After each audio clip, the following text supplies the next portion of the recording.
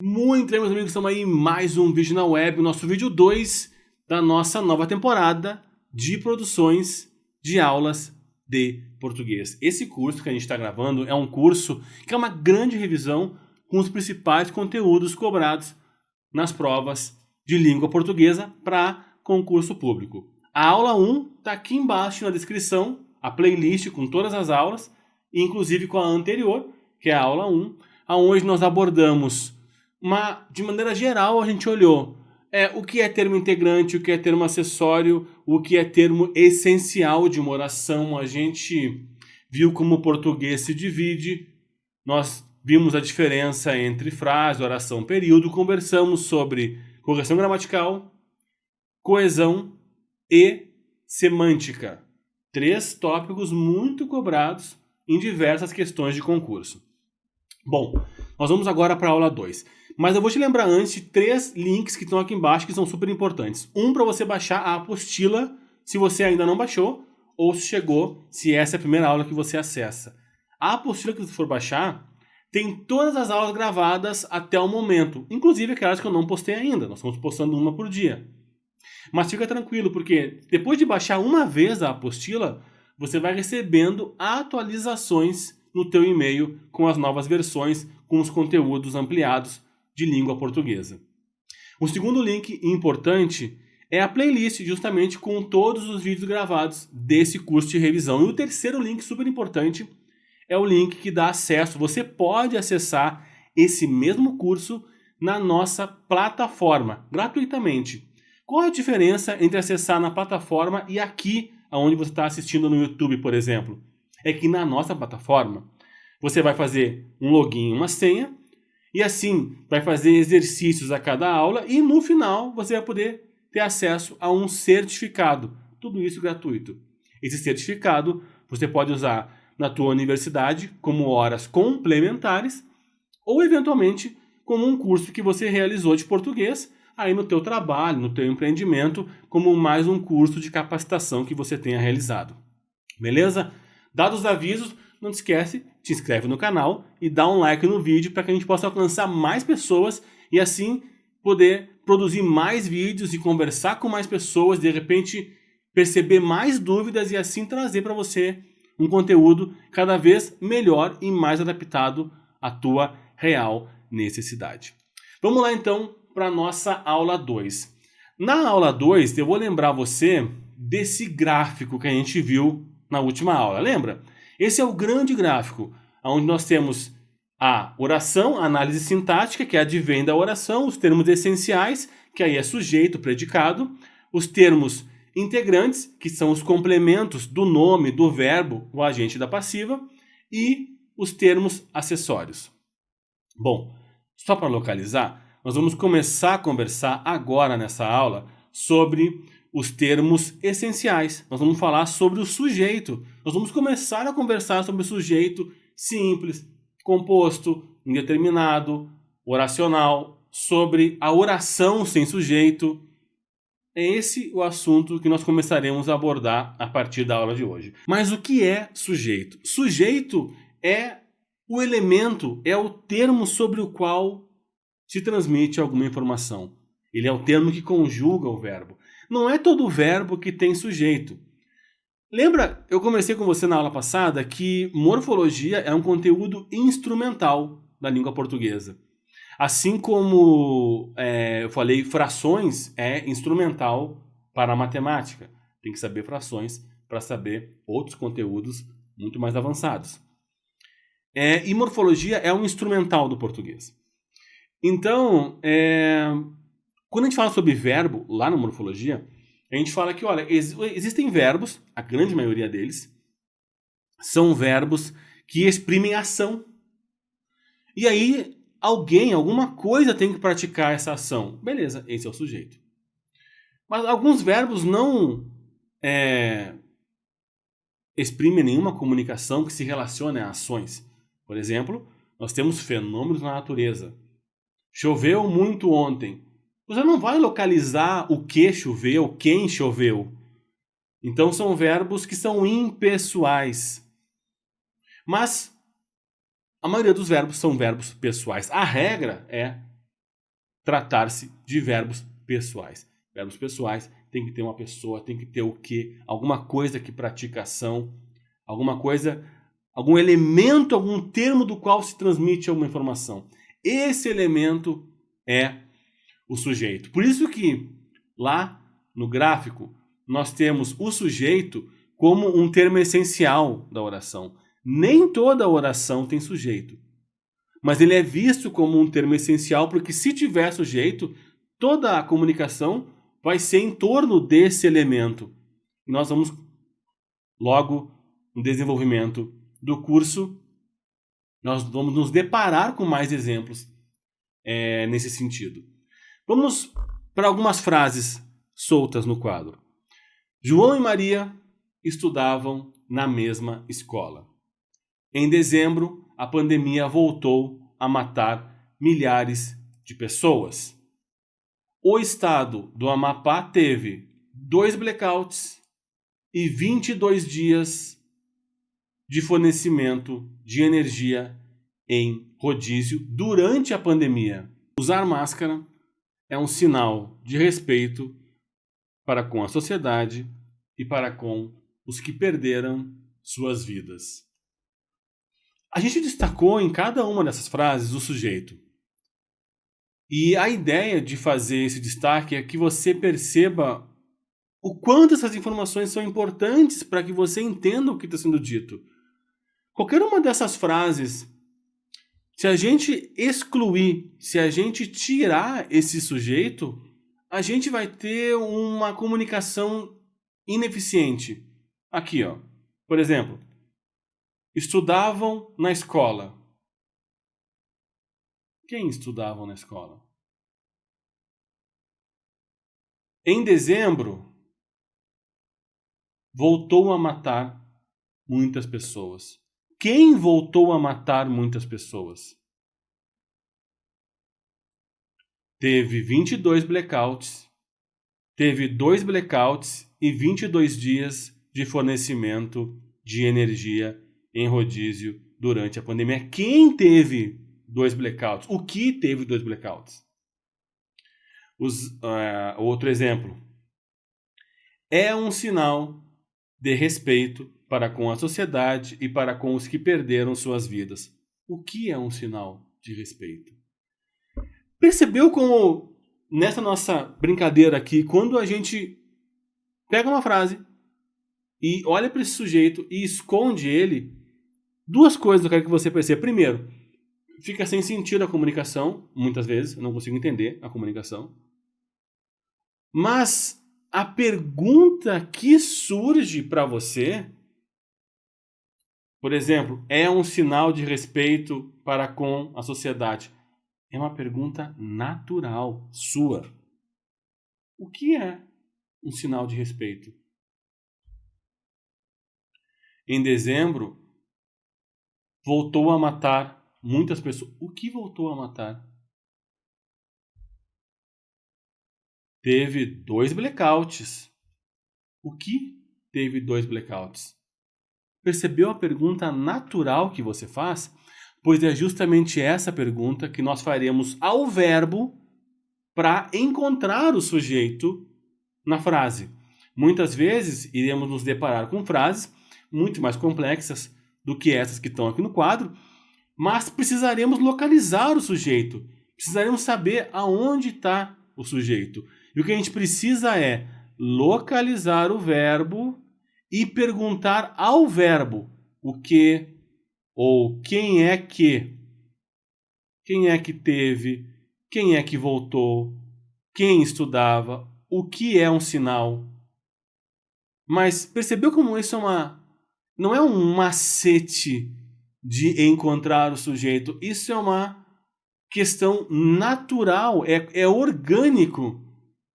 Esse questionamento, quando alguém coloca para você uma frase que deveria ter um sujeito ali e esconde esse sujeito, quando você pergunta ao verbo, a pergunta ao verbo vai surgir de maneira natural e a resposta será o sujeito. Bom, a primeira coisa que a gente vai fazer sempre quando nos depararmos com uma frase e precisarmos por algum motivo, nós vamos conversar em nossas aulas, quando nos depararmos com uma frase e precisarmos fazer uma análise acerca de alguma questão sintática, a primeira coisa que a gente vai fazer sempre, a regra, é identificar o sujeito. É a primeira coisa que a gente faz. Às vezes não vai ter sujeito, ok, mas a gente buscou a identificação do sujeito para depois dar o próximo passo. Isso é um procedimento. E por que eu digo que é um procedimento? Porque se você sair desse procedimento, a chance de você cometer um erro é muito grande. E mais para frente, quando a gente entrar em transitividade dos verbos, eu vou te mostrar isso. Então, uma das coisas mais importantes que você precisa aprender nessa aula é: a primeira coisa que você faz sempre é identificar o sujeito. Se deparou com uma frase, vamos identificar o sujeito. Se, claro, for o caso, para o desenvolvimento de alguma questão. Mas aqui eu trouxe no quadro essas perguntas que justamente surgem de maneira natural quando nos deparamos com uma frase. João e Maria estudavam. Quem estudavam? João e Maria. Em dezembro, a pandemia voltou. O que voltou? Ora, a pandemia. O estado do Amapá teve 2 blackouts. Bom, quem ou o que teve 2 blackouts? Usar máscara é um sinal de respeito para com a sociedade e para com os que perderam a vida. Bom, o que é um sinal de respeito? Usar a máscara. Localizamos o sujeito. Então, primeiro ponto importante, nós precisamos localizar o sujeito quando estamos falando de análise sintática. Para localizar o sujeito, a gente pergunta pro verbo quem ou o que. E aí, nessa conversa com o verbo, nós teremos a resposta acerca disso e aí encontraremos o sujeito. Agora, o nosso próximo passo é a gente entender que assim, dentro do sujeito, por exemplo, usar máscara, o estado do Amapá, a pandemia, João e Maria. Dentro do sujeito, nós teremos uma ou mais palavras que são essenciais, que são o coração, que são, na verdade, aquilo sobre o qual está se tratando tudo. É o arqué. Na arqueologia, procura o arqué, o princípio. Essa palavra que é essencial, a gente chama de núcleo do sujeito. E o verbo vai concordar com o núcleo do sujeito.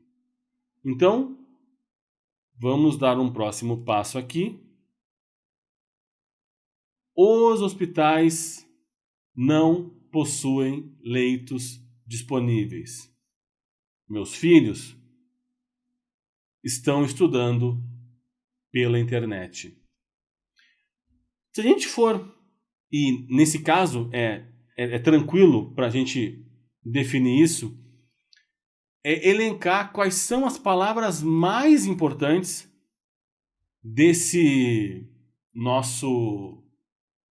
nossa frase, por exemplo, os hospitais. A palavra mais importante de toda essa frase, identificando que o sujeito é os hospitais, é hospitais. Esse aqui, hospitais, é o núcleo do sujeito. Ou seja, é o elemento sobre o qual está se falando. O que não possuem leitos disponíveis? Hospitais. Aquele os só está junto do nome. Meus filhos estão estudando pela internet. Se eu tirar a palavra meus, continua com sentido. Filhos estão estudando pela internet. Ok. Agora, filhos é o núcleo do sujeito. Filhos é a palavra mais importante do sujeito. É a palavra sobre o que se trata o sujeito. E na classificação do sujeito, que é o tema que nós estamos abordando, Sujeito simples é o sujeito que tem apenas um núcleo. E aqui, nesse exemplo que eu fiz com você, eu fiz questão de colocar núcleos no plural.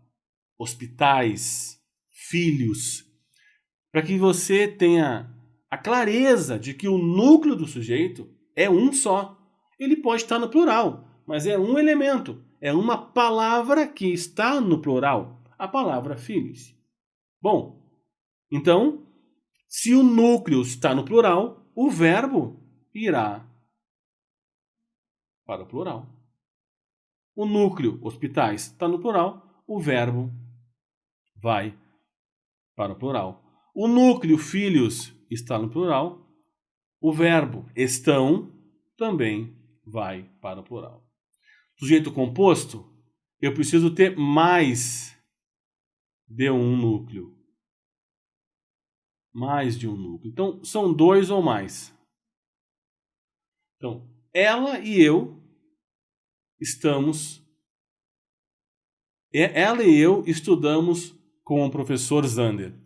Tenho dois elementos. O elemento ela é um núcleo e o elemento eu são dois pronomes. São dois núcleos. Poderia ser João e Maria. Pronome é porque eles substituem o nome. Eles existem para o nome. Por isso, pronome. Então, ela e eu estudamos. Por quê? Porque estou me referindo a dois núcleos. Com o professor Zander. Manaus, Florianópolis, Curitiba, Belo Horizonte, São Paulo e Rio de Janeiro. Tudo isso é o sujeito. Agora, o núcleo é só essas palavras destacadas. O E não é núcleo. Apresentaram grande número de infectados. São diversos núcleos. Por isso, sujeito composto. Sujeito simples, um único núcleo. Sujeito composto, mais de um núcleo. O que é um núcleo? Na verdade, um núcleo de qualquer termo. Porque nós estamos falando aqui de sujeito. Então, bom, se a gente está falando de sujeito, o sujeito, ele possui núcleo. Mas, se a gente estivesse conversando, por exemplo, sobre algum outro elemento, eventualmente um objeto, nós falaremos mais sobre a transitividade dos verbos, eu vou ter um núcleo também de outros elementos. O núcleo de um objeto, o núcleo de um complemento. Então, o núcleo vai ser aquela palavra mais importante dentro dessa estrutura em que eu estou analisando. Manaus, Florianópolis, Curitiba, BH, São Paulo, Rio de Janeiro, eu tenho 6 núcleos. O que é importante que fique muito gravado aqui, muito claro para você, gravado no teu coraçãozinho, é o seguinte: sujeito simples e composto não tem nada a ver com plural e singular. Tem a ver com quantidade de núcleos. Um núcleo é simples. Mais de um núcleo é composto. É isso. Ok? A primeira regra, e existem exceções, nós veremos isso. A primeira regra é: o verbo concorda com o sujeito. Ah, mas tem verbo que não tem sujeito. Ok, tem verbo que não tem sujeito. E tem verbo que concorda com o predicativo, não com o sujeito. Em algumas construções que nós já conversaremos. E aqui eu trouxe 3 pontos de atenção que são bem importantes para você. O primeiro ponto de atenção se refere a essa primeira frase aqui, ó. Houve em 2020 recorde histórico de incêndios e desmatamentos. Como é que nós vamos procurar o sujeito? Eu vou localizar o verbo. Ó, verbo haver. Vou perguntar para o verbo: o que é que houve em 2020? E sabe o que vai acontecer se eu fizer isso? Se eu fizer isso, o verbo vai me responder. E por que eu trouxe esse exemplo aqui para você? Porque existem alguns verbos que são impessoais. Nós falaremos sobre isso. É o caso da oração sem sujeito. O verbo haver, no sentido de existir, não tem sujeito.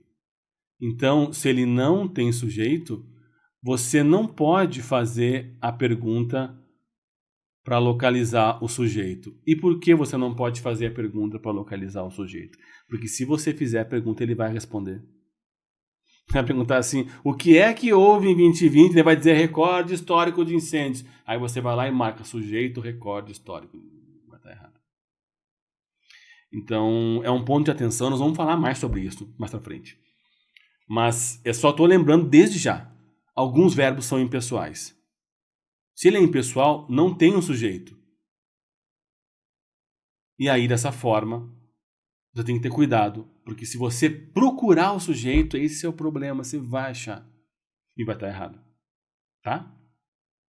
Mais pra frente a gente fala sobre isso. Segundo ponto. Quem fez o lanche? Quem é esse quem aqui, ó? Como é que nós vamos procurar esse sujeito? Quem fez o lanche? Ou quem é que fez o lanche? Quem fez o lanche foi o próprio quem. Como assim o quem fez o lanche? O quem é o que a gente chama de pronome interrogativo. E pronome interrogativo faz papel, pode ser sujeito. Então, o quem é sujeito? Sim, o quem é sujeito. Pronome interrogativo? Sim, quem, quanto, quantas, quais. O próprio que é um pronome interrogativo. O que pode ser muitas coisas, né? Então, trouxe só com um ponto de atenção. Pronome interrogativo também pode ser sujeito, ok? E por último, nossa, que inspiradora essa canção. Que canção inspiradora. Eu trouxe esse exemplo para você para te falar assim, qual é o normal da língua portuguesa? O normal da língua portuguesa é isso aqui, ó. É o sujeito estar antes do verbo. Ó, sujeito, verbo. Sujeito, tudo isso aqui, verbo. Esse é o normal da língua portuguesa. É o que a gente chama de sujeito anteposto ao verbo. O normal é o sujeito estar antes do verbo. Mas, muitas vezes, o sujeito pode estar depois do verbo. E aí, esse sujeito é o que a gente chama de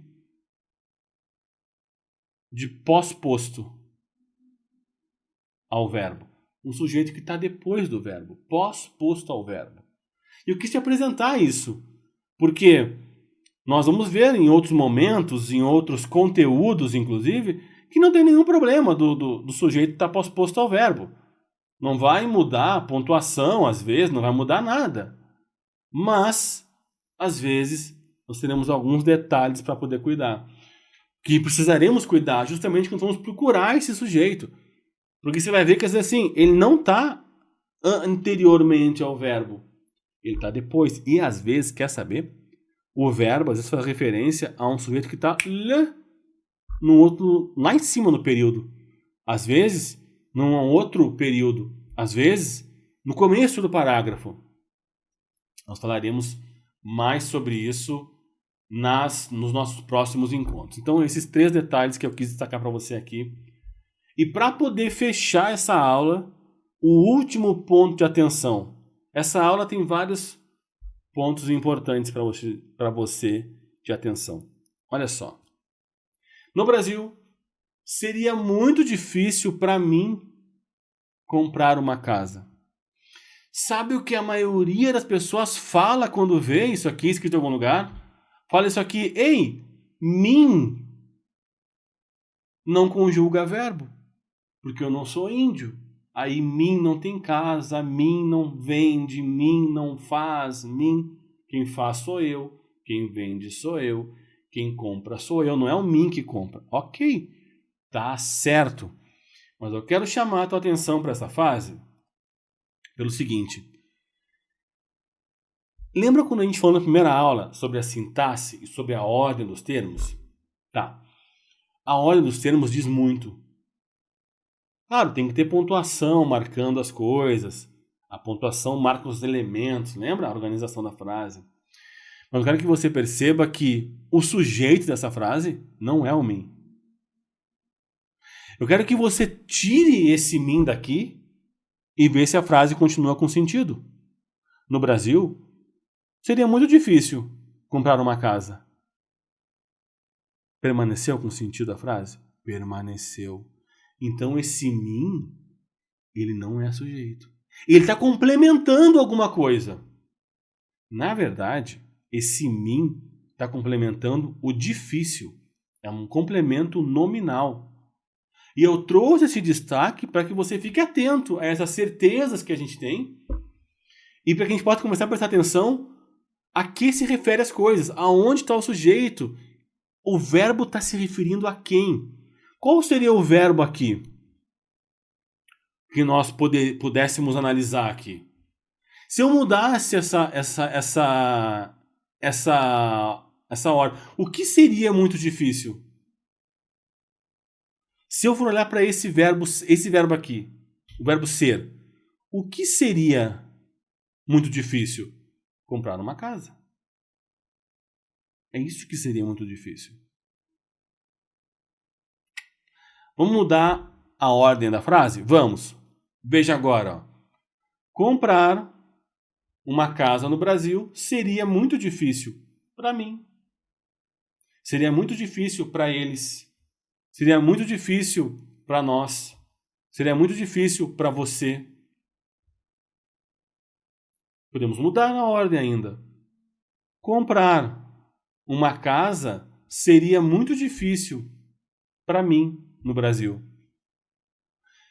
De novo, o mim, em qualquer uma dessas frases, que é a mesma frase, só que eu alterei, coloquei ela em ordem diferente, os termos, o mim não é sujeito.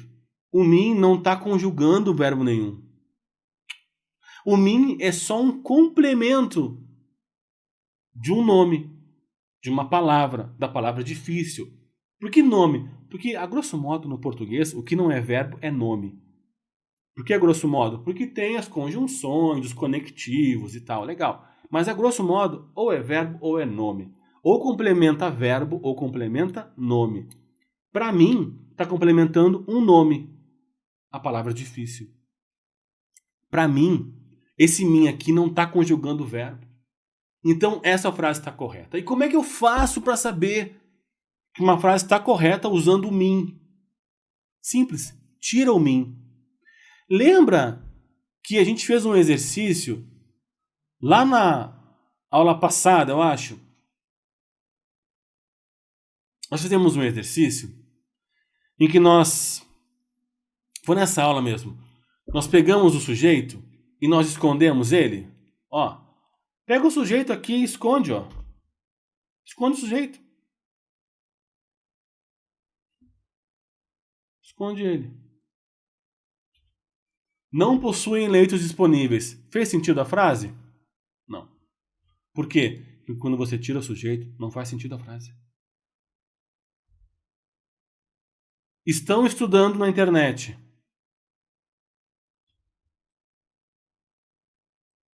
Estudamos com o professor Zander. Apresentaram grande número de infectados pelo Covid. Percebeu o que eu estou te dizendo? Quando você mascara o sujeito, a frase se perde toda. Ela fica sem sentido. Nossa, que inspiradora! Que inspiradora! O que você está falando, cara? O que é inspiradora? Agora, esconde esse mim aqui. Esconde o para junto, né? A frase continuou fazendo sentido. No Brasil seria muito difícil comprar uma casa. Comprar uma casa no Brasil seria muito difícil. Comprar uma casa seria muito difícil no Brasil. Ok? Quando você tirar o mim e a frase continuar com sentido, pode ter certeza, esse mim não é sujeito. Esse mim não está conjugando o verbo. A frase provavelmente vai estar ok e esse mim vai ser complemento de alguma coisa. Tá? Meus amigos, o que a gente viu na aula de hoje? Vamos fazer uma revisão rápida? A gente falou sobre o sujeito simples, sujeito composto. Entendemos o que é núcleo do sujeito. Falamos sobre o sujeito pós-posto ao verbo. Falamos sobre o sujeito anteposto ao verbo. Falamos sobre o mim como complemento nominal. É isso. Dá like no vídeo, te inscreve no canal. Aqui embaixo tem 3 links importantes para você. Eu espero você na próxima aula. Vai estar bem legal. Tenho certeza que você vai gostar. Um grande abraço, fique com Deus e até a próxima.